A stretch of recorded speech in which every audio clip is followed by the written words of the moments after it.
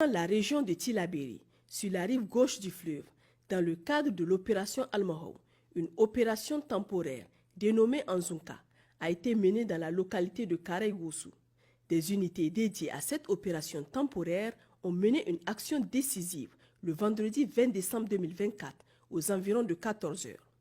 Après une fouille approfondie de la zone, la force a été violemment attaquée par un groupe ennemi à moto. Malgré l'intensité de l'assaut, les forces de défense et de sécurité ont fait preuve d'un courage et d'une détermination exemplaires, forçant l'ennemi à battre en retraite en lui infligeant de lourdes pertes. Le bilan de l'opération fait état d'au moins 19 terroristes neutralisés, des armes et divers équipements de communication récupérés, 4 motos ennemies détruites. Malheureusement, cet engagement a coûté la vie à 4 membres des FDS, tombés héroïquement en défendant leur patrie. Les autorités expriment leur profonde compassion et présentent leurs sincères condoléances aux familles endeuillées, tout en rendant hommage au sacrifice de ces vaillants soldats. Par ailleurs, à Mangaïsé, grâce à des renseignements fiables et exploités avec efficacité, un détachement des FDS a interpellé 9 individus suspectés d'entretenir des liens avec des groupes armés criminels actifs dans la région. Ces arrestations, fruit d'un travail minutieux, ont permis la saisie d'une importante somme d'argent en possession des suspects, confirmant leur implication présumée dans des activités visant à soutenir les groupes armés. Dans la même région, sur la rive droite du fleuve Niger, les forces de défense et de sécurité, dans le cadre de l'opération NIA, ont intensifié leurs efforts cette semaine pour sécuriser la zone nord de Terra.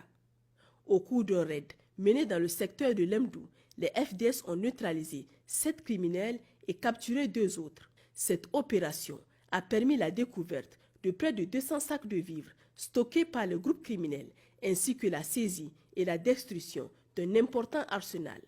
Celui-ci comprenait des armes, des munitions, des motocyclettes, dont une équipée d'un affût de calibre 12,7 mm, un détecteur de métaux et une quantité significative de matériel divers utilisé par ces groupes armés.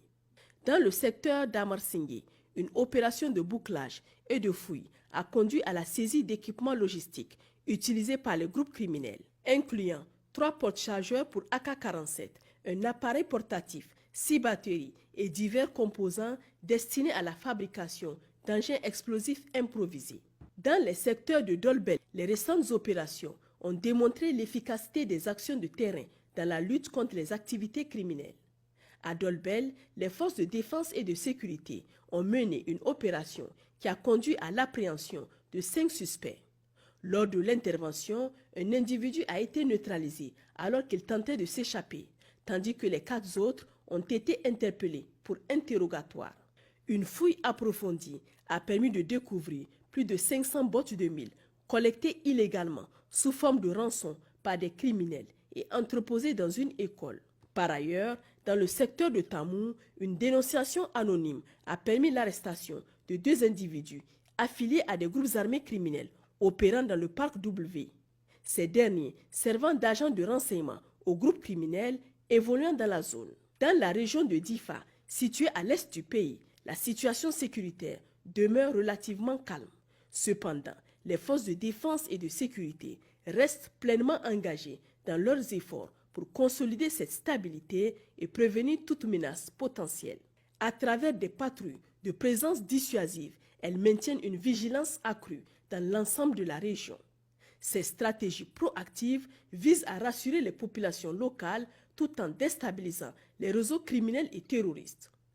Au cours des opérations menées cette semaine, les FDS ont enregistré un succès significatif avec l'interpellation de 10 malfrats dans les secteurs de Ngingimi, Kablewa, Chinkandi et Chetimawongu. Chers concitoyens, les forces de défense et de sécurité tiennent à exprimer leur profonde gratitude pour votre soutien inestimable et votre collaboration active au quotidien.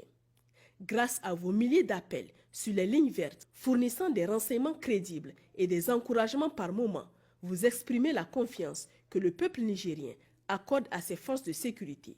Cette synergie entre la population et les forces de défense est cruciale pour renforcer notre sécurité collective. Les lignes téléphoniques restent ouvertes 24 heures sur 24 pour recevoir vos appels et vos signalements. Pour les forces armées nigériennes, le 40-40. Pour la gendarmerie nationale, le 40-00. Pour la police nationale, le 83-83. Vive le Niger, libre et souverain. Vive les forces de défense et de sécurité. Vive les citoyens résilients et engagés.